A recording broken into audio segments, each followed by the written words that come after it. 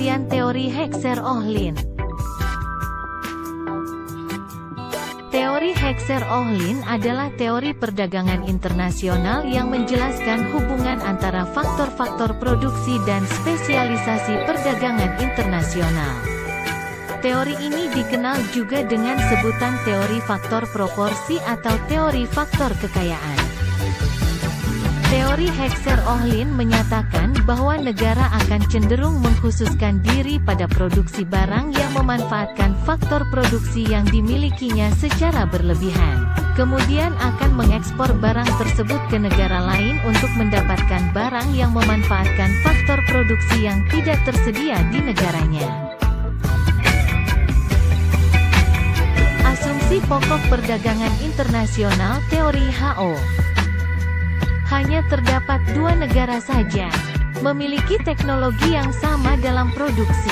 Ada persaingan sempurna di kedua komoditas dan pasar faktor produksi di kedua negara. Ada spesialisasi tidak menyeluruh dalam produksi di kedua negara. Kelemahan asumsi perdagangan internasional teori HO. Asumsi bahwa kedua negara menggunakan teknologi yang sama dalam memproduksi adalah tidak valid.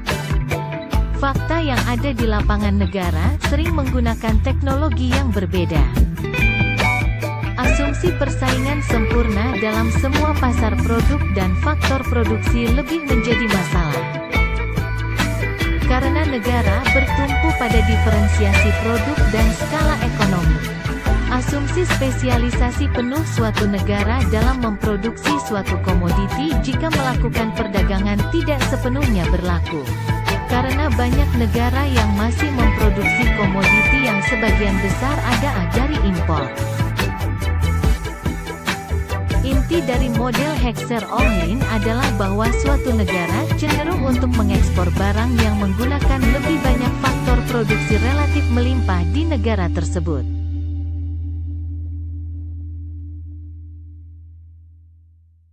Dua.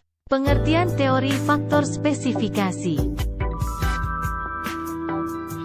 Teori faktor spesifik adalah teori ekonomi yang menggambarkan hubungan antara faktor-faktor produksi yang spesifik dengan jenis produksi tertentu. Teori ini dikembangkan oleh Paul Samuelson dan Ronald Jones pada tahun 1950-an dan merupakan pengembangan dari teori Heckscher-Ohlin. Teori faktor spesifik mengasumsikan bahwa faktor-faktor produksi seperti tenaga kerja, modal, dan bahan baku tidak dapat dengan mudah dipindahkan dari satu industri ke industri lainnya. Teori faktor spesifik juga mengasumsikan bahwa faktor-faktor produksi tersebut bersifat immobile, artinya tidak dapat dengan mudah dipindahkan dari satu negara ke negara lainnya. Oleh karena itu, dalam teori ini tidak terdapat keuntungan absolut dalam perdagangan internasional. Terima kasih sudah mendengarkan, semoga harimu selalu Senin.